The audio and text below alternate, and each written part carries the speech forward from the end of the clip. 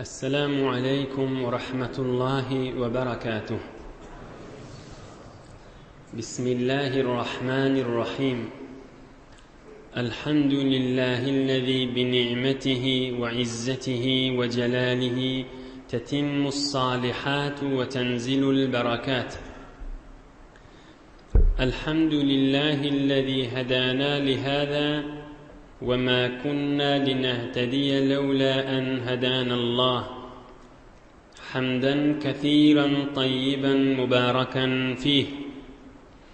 الحمد لله عدد خلقه ورضا نفسه وزنة عرشه ومداد كلماته. اللهم صل وسلم وبارك على حبيبنا وشفيعنا ونبينا وقرة عيوننا إمام المتقين أمير الأنبياء سلطان الأولياء سندنا محمد النبي الأمي وعلى آله وأصحابه وأزواجه وذريته كلما ذكره الذاكرون وكلما غفل عن ذكره الغافلون. لا أسألكم عليه أجرا إن أجري إلا على رب العالمين. اللهم وفقني لبيان ما يحتاج الحاضرون إليه وما يصلح أحوالهم. إلهي أنت مقصودنا ورضاك مطلوبنا، فأعطنا كلنا محبتك ومعرفتك.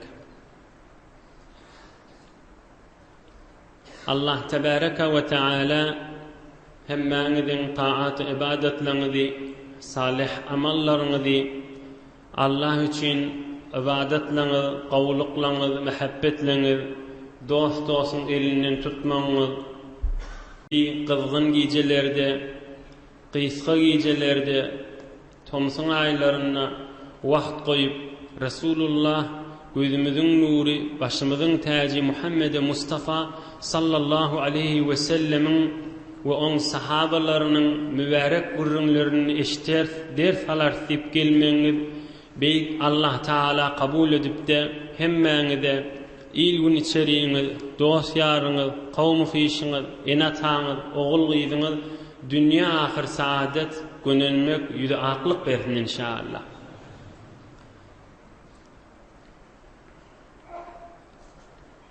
Geçen hefteki Resulullah sallallahu aleyhi ve sellemin sirati ve zindagi namati yaşayışının idin alıp gitsek, 44. mübarek yaşının ahirlarına kafirler maskar etmek bilen yol eve gitmedi, dinin önüne geçip bilmedik.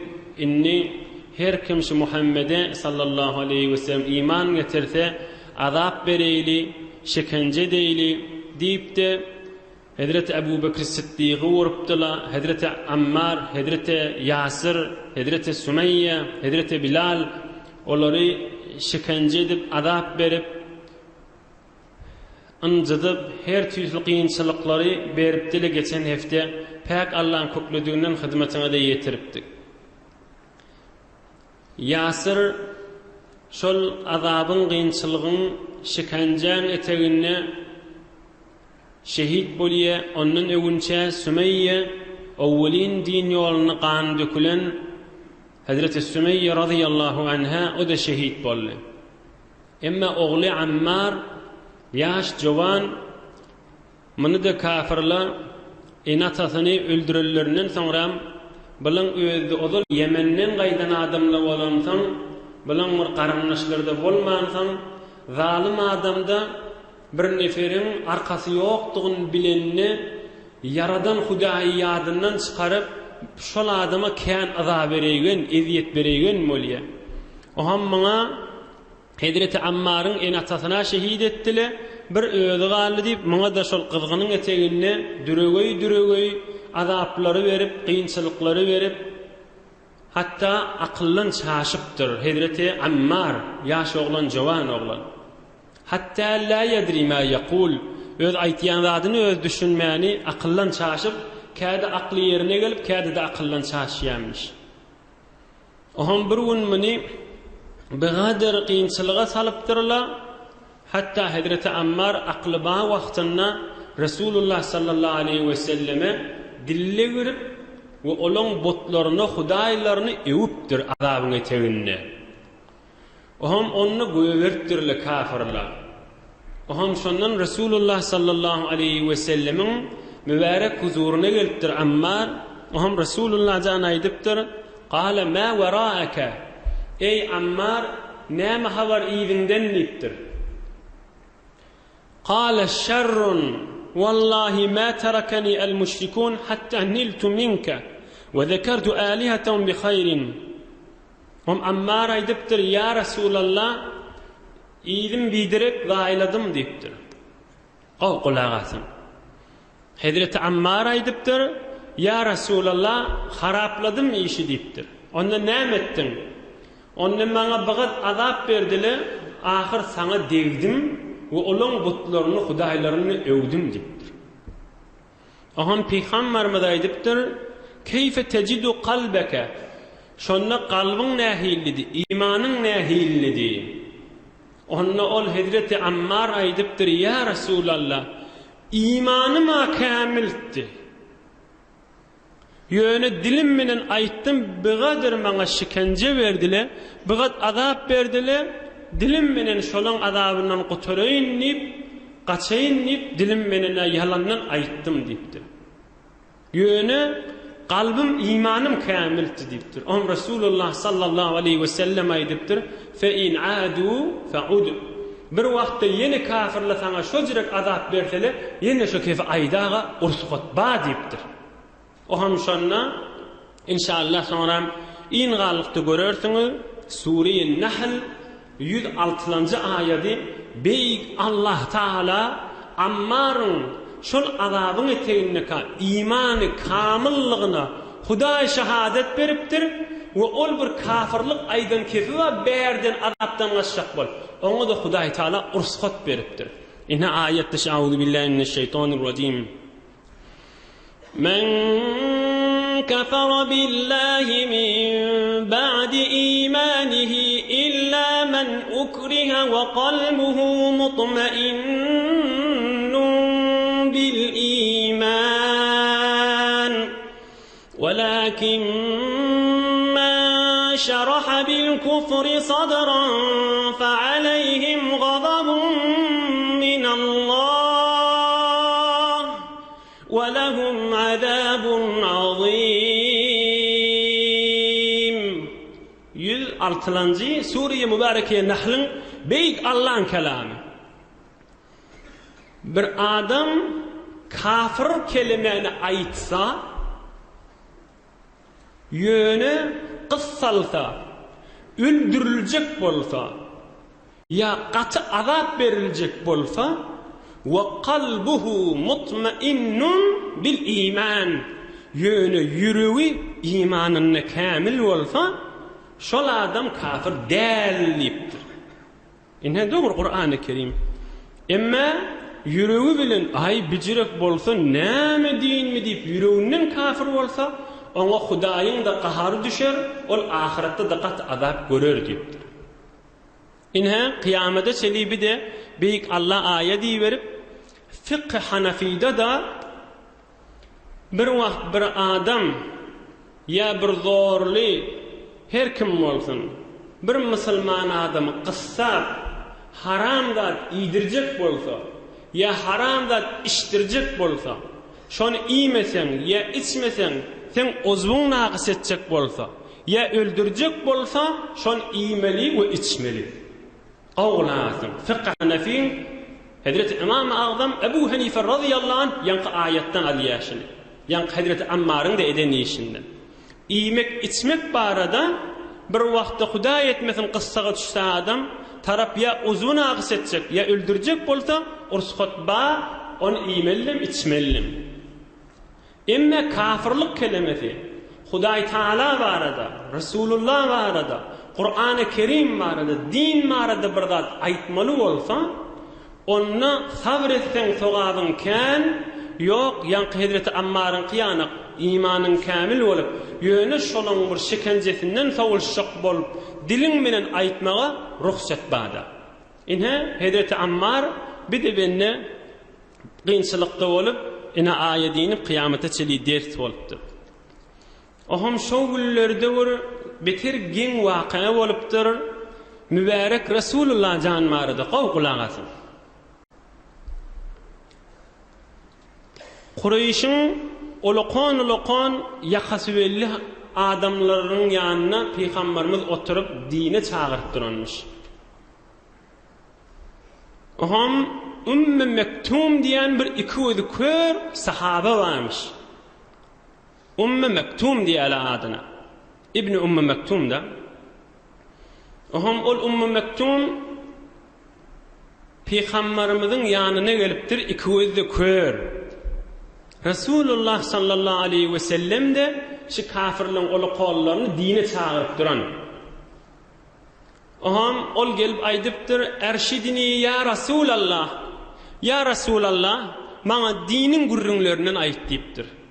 Peýgamberimiz muny gözlekana gaşyn çytyp, ýene kafirlara, şol Qurayşyň olaqan bir betbahtlaryna Peýgamberimiz şol iýmana girermi qadip, gürrüňün kesmäni iki özi kör adamyň jogabyny bermändir. Oham ol Ümmü Mektum iki özi kör sahaba aýdypdyr, "Allimni ya Resulallah mimma allamakallahu azza ve celle." Ya Resulallah, Hudaý Taala sana öwrediňlerden maňa öwretseň diýipdir. Oham Peýgamberimiz ýene de gözler gaşyn çytyp, "Häzir sen dur" diýen ýaly edip oňa da jogap bermäni, ýene kafirlere gürrüň bermäge durupdy. Oham kafirlere gürrüň berip bolup, olanda hiç gaýt iýmana girmäni, ine ýüzüne öwrülenne beýik Allah Taala aýat diýerdir. Qur'an-ı Kerim şey. Ulamala aýdýa, ey jowan dostlar, ey imanly dogullar, ey mümin musulman dogullar. Ulamala aýdýa şu aýat Resulullah'ın elbette hak peygamberliğinin ulaqan alamatından şediye. Ayet dışı Bismillahirrahmanirrahim. Abasa ve tevella an ca'ahul a'ma ve ma yudrika la'allahu yezzekka أو يذكر فتنفعه الذكرى أما من استغنى فأنت له تصدى وما عليك ألا يزكى وأما من جاءك يسعى وهو يخشى فأنت عنه تلهى عبس وتولى Resulullah qaşyn çytyp gözlemedi, köri, gözi ýoly.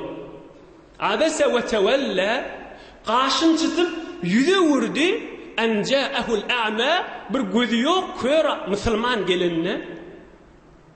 Hudaý Taala Resulullah'ny silap abasa we tawalla qaşyn çytdy, ýüze wurdy diýipdir. Hey qaşyn çytan Resulullah diýmendir. Atı qowwalansan başga bir eden ýaly edip, başga bir qaşyn çytan ýaly edip, başga bir kör adamy innemedi ýaly edip, abasa we tawalla. Resulullah innemedi köri. Ve ma yudrika la'allahu yezzekka. Ey Resulullah, Allah Taala aýdýar. Näbilýän şaýat şu kör imanny arttyrjak bolup gelen bolsun. Aw yezekkaru fatanfa'ahu zikra. Wagz eşitjek bolup gelipdir, wagzlanarnyk gelipdir. Amma men istagna fa anta lahu tasadda. Ey Resulullah, ol Hudaýdan, Hudaýyň dininden bizar adamy sen aladallanyp, Hudaýdan bizar adamy çölüňe şuwatyn. Aňrak kisille inneme şu kafirler diýipdir Hudaý Taala. Wa ma aleyke alla yezzekka. Ey Resulullah, şol kafirlerin olaqollar iman getirmese de sen mesuliyetin ýok, kıyamatda tutulmayan wezifäň bitirdin, aňrak kisilleyinne diýipdir. Men azamatyma da kemmerle şu kafir bolany bilen sen Resulullahyň da izzeti kemelmeýär diýipdir. Ve amma men ja'aka yas'a ve huve yakhsha fa anta anhu talahha. Ey Resulullah, iküwedi ýok adam, ya Resulullah, maňa bir zat öwretdik geldi, onu innemänten güýmenniň ol betbaht kafirlara beýtme diýipdir. Resulullah sallallahu aleyhi ve sellem ýortup ýanky gözi ýok adama, ey Ummu Mektum, näme işiň bardy, näme gerek saňa, näme öwretmeli saňa diýip aham ýalbarypdyr. Aham soňralarda dagda her hatsan şu Ummu Mektum'u görende merhaban bimen atabani fihi rabbi. Ey hoş geldin, sen bir adam, sen üstünden Hudaý maňa edip berdi diýipdir Resulullah sallallahu aleyhi ve sellem. Merhaban bimen atabani fihi rabbi. Sen bir gawa adam, sen sebep boldun, Hudaý maňa edip öwretsin diýip aýdypdyr. Ulamalar aýdýar, o düşüneýin. Hudaý Taala Resulullah näme kör innemedin? Ol zady örenjek bolup geldi. Gözi ýokdy bolsa waglanjak bolup geldi. Ol kafirler ýok bolsun aňyrrak iman getirmejek bolanlardan taňram diye. Eger Resulullah sallallahu aleyhi ve sellem malymyz, mülkümüz, ogul gyýdymyz, en atamyz fedasy bolsun janyň. Eger Qur'an-ı Kerimden bir ayet, bir yerini bukturyan bolsa, şytaýyn bukturardy Resulullah. Şytaýyn ummata eşitdirmerdi. Şon Allah Taala dogry Resulullah jany edip berip aýdy. Näme kör innemedin diýip. Özüniň izzeti kemel almasyn, bir zady damasyn diýip, eger Resulullah jan bir zady bukturyan bolsa, şoň bukturardy diýe ulamalar. Emma sahabalarına ýazyn Allah aýet diýberdi, maňa edip berip diýipdir. Abasa ve tawalla an ja'ahul a'ma ve ma yudrika la'allahu yazzakka. Ta kıyamata çeri Abasa ve tawalla suresi bolup hadirun neçelide okuyup bes, son beýik Allah'ın kelamı Kur'an-ı Kerim'den sebit bolup galypdyr. Oham ol iküwedi ýok, Resulullah'ın nämesi bolýar? Azançysy bolýar. Käde Hazreti Belal azan çekýärmişdi. Käde iküwedi ýok azan çekýärmişdi. Käde Hazreti Belal azan çekýärmişdi. Iküwedi ýok tekbir aýtdyrýärmişdi. Käde Hazreti Belal tekbir aýtýärmişdi. Iküwedi ýok ýanky Ummu Mektum'a azan çekdirýärmişdi. Nowalatlaşýärmişdi. Käde Hazreti Belal teheccüd wagty azan çekýärmişdi. Ummu Mektum daňatanda erti namazda azan çekýärmişdi. Ine şeýle Resulullah sallallahu aleyhi ve sellem onu hemişe gowwurk edýärmişdi. واستخلفه رسول الله صلى الله عليه وسلم 13 مرة في غزواته. Yani iküwedi ýogy var, Resulullah'dan hemişe gowwurup barşyna 13 gedek Medine-i Münewwerede öz janyşyny dip gidipdir jeňlere gidenler. Ey Ummu Mektum, min mihrabynda durup aman bolarsyň şu jeňden galanlara, jeňe hemmeti gitmeýär-de. Resulullah sallallahu aleyhi ve sellem 13 tane jeňe gidenni ýanky iküwedi ýok adamla Resulullah geldi, Resulullah şu wagt innemekdi. Şolary telafi etjek bolup öz yerine koyup milletin soragyna jogap berersiň. Qur'an öwrenjek diýseli öwredersiň. Özüňde min mihrabynda durup aman bolarsyň diýip ýanky iküwedi ýok Ummu Mektumy şeýle hormatlar goýupdyr. Ama Ummu Mektum da soňra Medain qadim Farsyň bir tofar ýeri feth bolanyna aýdypdyr. Iküwedi ýokka. Perçem maňa berteňiz, baydagy maňa berteňiz gowy boljak diýipdir. Bayragy maňa beriň diýipdir. Am alyp baydagy alyp, perçemi alyp, men bir elime kılıç beriň diýipdir. Iküwedi ýokka. Ay sana gerekkä diýipdir. Hem gözi ýok adam, ýa beriň diýipdir. Bir zeri donyna geydiripdirler, men şu kafirliň arasynda ogradyň diýipdir. Ay men şehit bolamak diýipdir. Şehit bolazym gelýär diýipdir. Om şo içine bir tofar adamy hayalladyp öýde şu jeňde şehit bolup ruhy bar beheşte gaşyp uçup gidipdir. Hulasa Abasa ve Tawalla surasida şowullerde iňip Resulullah sallallahu aleyhi ve sellem belki bütün musulmanlara ders bolup galypdyr kıyametçe. Emma Resulullah sallallahu aleyhi ve sellemin süýtleş dogany on adyda Osmanmışdy. Osman Zünnurayn başga süýtleş doganyň ady Osmanmışdy.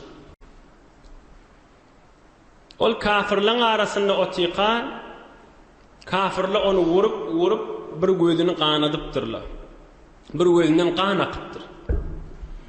Oham şol güllerde şol kafirler fakat sahabalary her kim tutup vurmalar neden güllerine 100-100'den 200-200'den 50-60 nefer bolup bir sahabany tutup vurýarmışdyklar.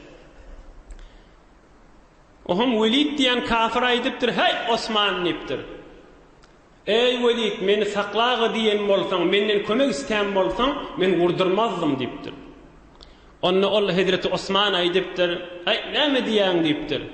"Bir gözüm salim galdy, bir gözümden gan akwaty" diýipdir. "Bir salim gözüm hewete diýe, waq menden gan akmanmy kan Hudaý ýolumda" diýip bir hewete diýipdir. "Men narahat däki gözüm gan akandan" diýipdir. "Sen kömegiň gerekke, beýik Allahyň kömegi gerek maňa" diýipdir. "Sen kömegiň näme diýen, men kafir adamyň kömegi" diýipdir. Näme diýip ondan kömek istese dinini berjek. Ýogsa kafir adamdan kömek alanyň işgali ýok.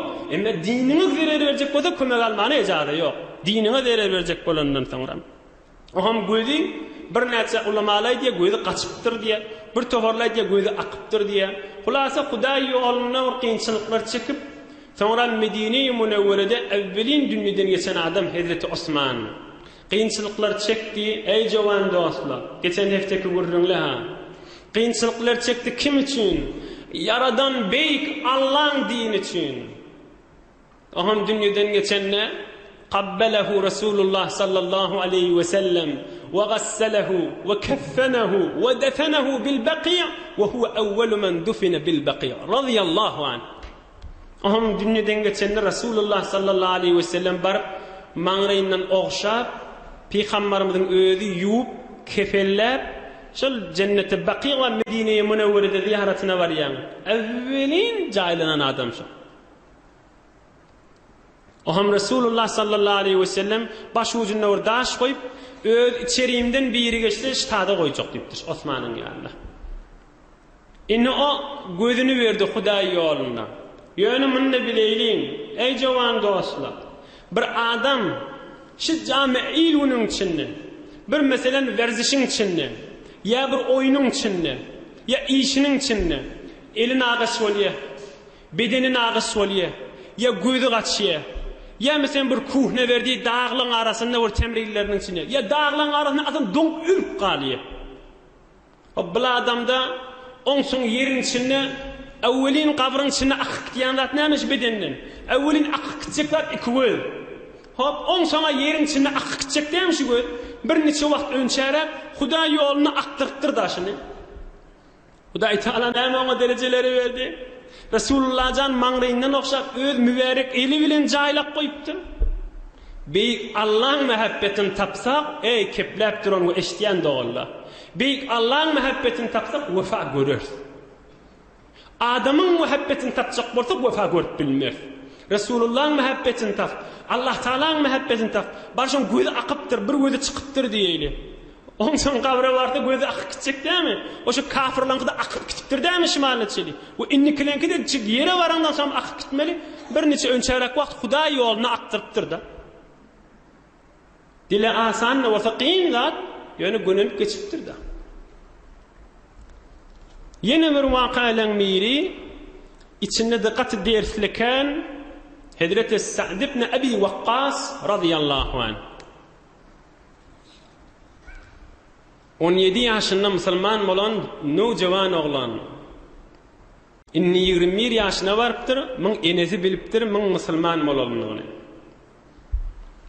Bir Hazreti Sa'dyň içinde gaty dersler bar, gowjetden gulak asyn. Hazreti Sa'd aýdýar: "Kuntu rajulan barran bi ummi, falamma aslamtu qalat ya Sa'd, ma hada ad-din alladhi araka?" Hazreti Sa'd aýdýar: "Men enemi bitir gowurýandy. Oham enem men musulman bolanymy billi we aýtdy: ey Sa'd, täze tafan din ýoluň näme? Sen Muhammediň ýerine düşýänmi?" diýdi sallallahu aleyhi we sellem. "Ey Sa'd" diýdi enem, "men enem gowurýanlygymı enem bilýär" diýdi. Oham aýtdy: "Ey Sa'd, eger şo dinden ewrilmeseň ölýänçem iýiçmerin. Oham ajygyp açlykdan öler, oham sana ar ederler. Ey enesini öldürenlerle men şeýdip ölerim, iýiçmerin" diýdi men enem diýe Hazreti Sa'd. 2-3 gün düp iýmedidim, içmedidim diýe.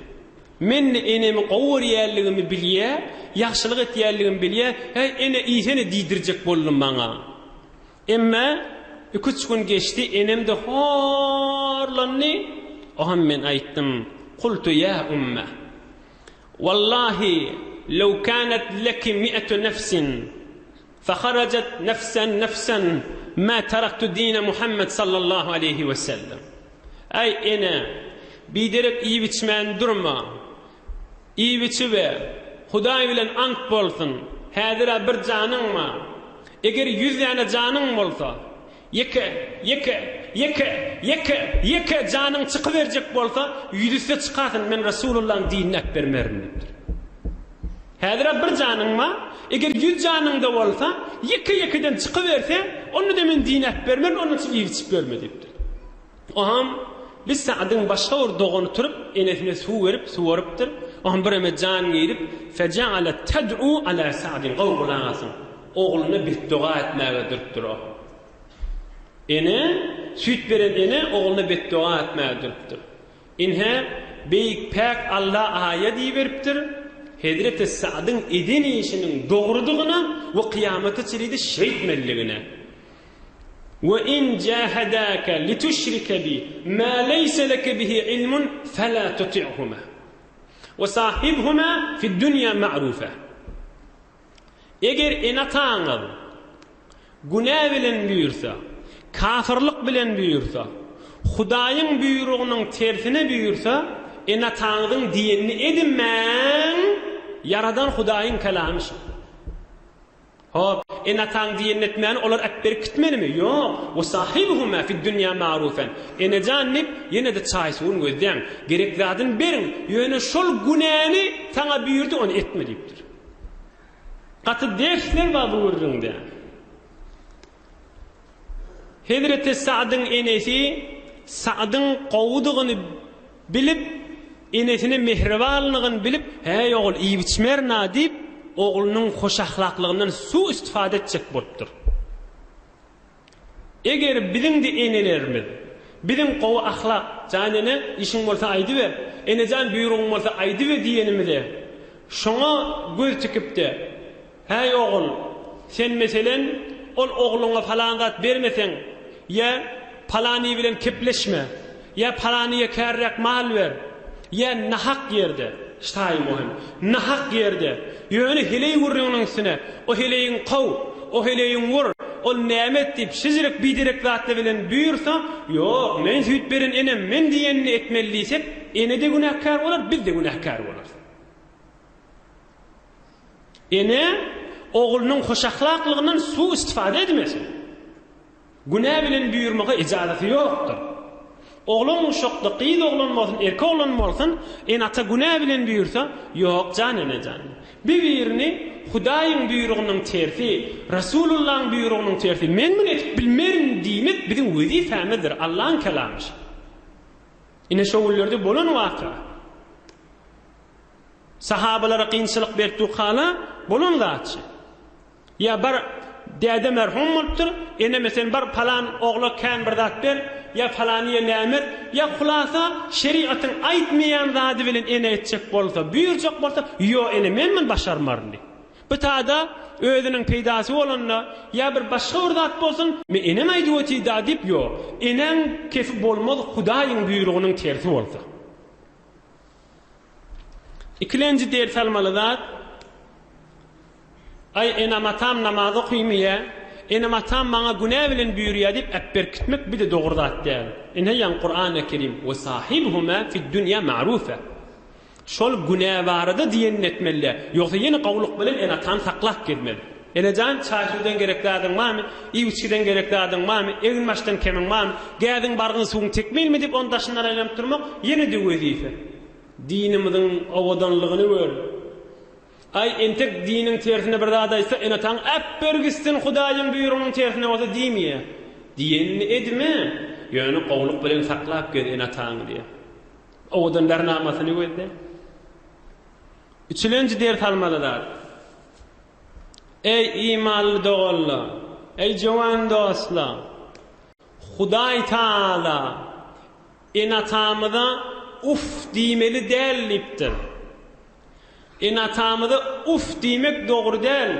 Onu da günah bilen buyursa etmem diýdi. Öz enemiz günah bilen buyurunny etmeli däl bolsa, dostum aytdı, heleyim aytdı, erim aytdı, ya nämem aytdı dip günah etmekli doğru bolacakmı? Hudaý Taala yaradan beyik Allah'ın buyruğunun tertip olup tuqa, enen diýeni edmeň diýip tuqa Hudaý Taala dost ya başga kişi näjire diýeni etmek doğru bolar?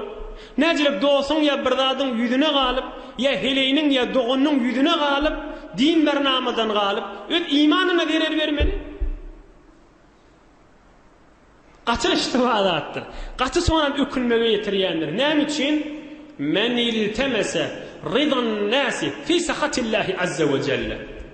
Halamın adamı eşitsin, hala eşitmesin. Halamın halk kulak assın, hala kulak asmasın. Resulullah can bir kanun aydıptır. Her kim heleyinin, erinin, enesinin, atasının, dostunun, doğunun ya başka kişinin göğününü tapacak bolsa bir günah iş bilen düşüneylin. Hudaýyň qaharyny getirecek, ýöne şoň göwünni tapjak. Bir günah iş etjek, şoň menen heleýin hoş etjek, ya ärin hoş etjek, ya dogunny hoş etjek, ya enatasyny hoş etjek. Resulullah'ın wa'desi. Meselen bir dogunny hoş etjek günah edip, Hudaý näme der diýe? Şo dogunnyň özüni şoňa musallat ederin dipdir. Yani men näme diýip şundan çürüm dagy bu kadar işler etipdirin diýip şol adam hem dünýäsinde ökünjek hem kıyamatyny ökünjek. Hudaýyň qaharyny getirdip bir adamyň göwünni alsak zerer çeker. Ondan çürüm adamyň göwünni tapjak bolup ýörmäýin. Beýle hoş bolmaly. Yani hiç kim göwünni tapmalymy? Öyle tapmaly, Hudaý üçin tapmaly. Dikkat edin, bir kanunu kulliye değil, onun üstünden geçeyle. Koy metlep kamil olsun. İmanlı doğalla. Keplep duran, eşitip duran doğalla. Bir neferin diyenini etcek bolsan, nämeden çürüm diyenini etmeli? Bir neferin diyenini etcek, nämeden çürüm diyenini edilýär? Gowy görlensen, bir. Ýa-da tarapdan bir zat tamamla malyny öltükýän, özüni öltükýän, ertikün işini öltükýän, ya şondan bir tamamma, ya tarafy gowy berýän. Inni sen men musulman, eger gowy berjek bolsak, beýik Allahyny gowy berýän. Eger tamamy boljak bolsa, Hudaýdan tamamy bolýan. Näme diýip bir neferden tamam bolup Hudaýyň diýenden çykman? İmanlı doğalla, Müslüman doğalla, mümin doğalla. Eğer mehabbet da Hudaý Taala'nın mehabbetini tafaylin, Hudaýyň mehabbetini tapsa, Hudaý Taala wefata kändir. Duruşuna wefadır. Hudaý boş berýän nädir? Adamdır boş berýändir. Bu kadar mehabbet etseňde 10 ýyl soňra epper berýändir. Ondan awadyragy, ondan pullaragy, ondan gerşikirrägi bolsa epper berýän zaif insan. Eger mehabbet bilen bir zadyň diýenine diljek bolsa, Hudaýyň mehabbetini tafaylin we diýenine diýin. Yaradan Hudaý, oğul gyzymyz yaradan, 360 mefselimiz yaradan, aýgün yaradan, yer öňi yaradan, älim jahany halkadan, behiş cehennem yaradan, iki dünýäň Rabbul Alamin bolan Allah Taala. Bir zadyň mehabbetinden çürüm, gowy görelsen diýenine etjek bolsak, aýa Hudaý Taala ýa bir zat gowy bilýärmi? Bir zatdan tamaly bolup gowurjak bolsak, Hudaýdan tamaly bolýar. Näme diýip yaradylan ertinem boljagyndan habar ýok, adamdan näme diýip tamaly bolup şoň diýenine edip Hudaýyň gaharyna düşmeli? Aýa akyl şunu aýdmýärmi? Aýa iman şunu aýdmýärmi? Aýa insaf şunu aýdmýärmi? Imanly dogally, görünip duran akyl görän kişi. Hazreti Mevlana bir üç beyt aýdypdyr mezhepden çykyp barýan ýöne beter ýerişde gow hawsyle bilen gulak asyn. Beter bir akyl görrüň aýdypdyr. Altynyň suw bilen ýaryp goýmaly görrüň. Eblehi seyyad an saye şevet. Midevet çendan kebi maye şevet. Tirmi endazet bi suye sayehu. Terkeşeş hali şevet ez justucu. Terkeşi umreş tuhişud umr raft az deviden der şikare saye teft. Altının suwulen ýazyp goýmalysın. bir samsık adamdır deyipdir, eblehtir, samsıktır deyipdir. Yukarıdan kuş uçup barayan bolsa, kuşun kölgesi yerden yere düşüyor. Oham bunun eline töngü var ya okyayı var. Kuşun kölgesi yere düşüp barayan. Kuşu atacak mennip kölgesini melliyede olipdir. Eblehi seyyade an sahiye şevet. Kölgeni belliye näme dip men kuşu vurjak dip. Ay samsık dipdi kuşu vurjak bolan uçup barayan kuşu vur dipdir. Näme kölgeni belliyen sen dipdir. Tirmi endazet bisuye sayiu terkeşeş hali şevet ez cüssücü. Yüzden okuva yanına yüdüsünü atıptır hemmet ini kuş var ya dip kölgesini atıp samsık dipdir. Oham inni bil adam näme terkeşi umreş tuhişot umr reft ez deviden der şekare saye teft 50 yıl 60 yıl 70 yıl 80 yıl ömrünü şol kölgeğin ne geçirdi 70 yıl 80 yıl tam eline de zat gelmedi eline avvelermiş olan adamın kölgeğini billeyen adamın o bildi zat hiç kölgeğini billeyen adamın eline avvelecek mi aklı işleyen adam kölgeğini bellemer kuşu beller şuna hemmemden aklı işleyen bet şeyle veliyen olsa näme deyip yaradan Hudaýyň mehabbetini tapmany Hudaýyň yaradan insanlyň mehabbetini tapjak bolup hemme zatdan boş kalmaly ömrümiz şonu ýerinde geçirmeli netije welýärmi hamşa ay baba kölge kuş ýokardan çykyp barýar kölgeni belläniň evine zat gelmeýär ömrün geçirme kölgeden süreyim deyipdir. Ol beyk Allah ki yaradıptır. Saye-i Hudavendi, nimeti Hudavendi, mahluku Hudavendi. Allah'ın yaradanı yerin yüzünde gelip be. Näme deyip bular tutup bulan muhabbetini tapacak bolmaly ham biz. Beyk Allah'ın da qaharı gelecek yerine. İmanlı da olla, musulman da olla. O her kim olsun şu saye. Atan olsun, oğulgıydı olsun, doğanlarınış olsun. Vakti ki yaradan beyk Allah'ın qaharına düşecek bolandan sonra. Hulasa Hudaýyň muhabbetini tapsaga dünyamyz ahiretimiz abat bolar. Näme üçin? Hudaý Taala yaradan peýgamberlaryň dostu bolýan. Hidi Hudaý Taala dostuny sommaldyp goýarmy? Awara edermi? Hiç wagt etip bermer. Awara edip sommaldyp hit goýjak insanlar. Oň muhabbetini tapjak bolyp kölgeň ýerine giden ýanyk, kölgeni awatjak ýanyk kösünip qalar. Hit bolar, ölüme daýdýan. Ondan büyük Allah'ın muhabbetini tapsak, dünya ahiretimiz abat bolar. Gurrüňe öwürläp durmaýyn, Hudaýyň muhabbetini tapjak bolýalyň. Hulasa, Hazreti Sa'd enesiniň diýenini edimedi, yani kafir bolmady.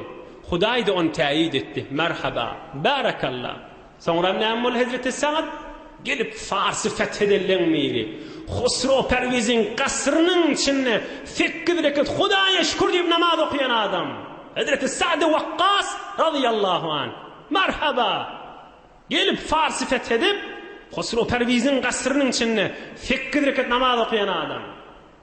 Hazreti Sa'd Waqqas eninin diýen nedimäni imanına gaýym durup Hudaýyň ebedi lütfüne düşen adam diýerler muňa.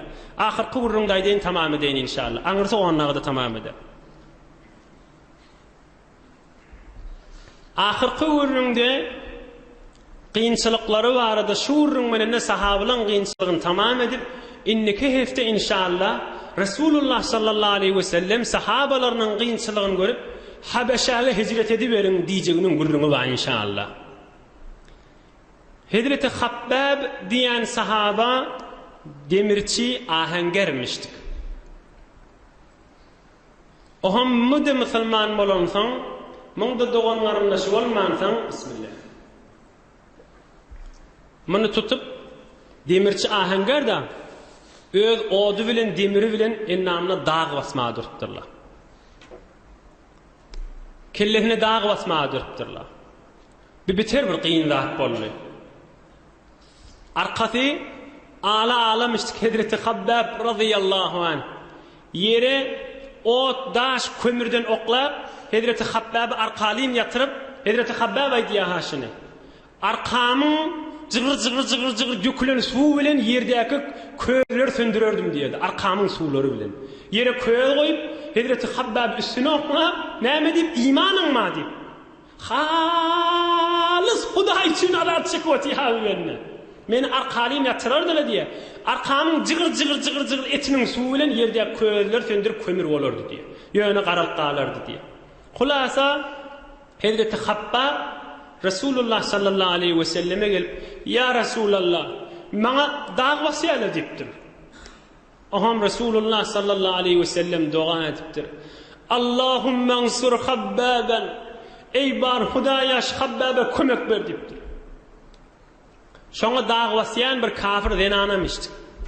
On kellesinden bir dert dörep, tamam şu zamanyň tebipleri aýdypdyr, sen kelläňe dag basmaly bolýan diýipdir.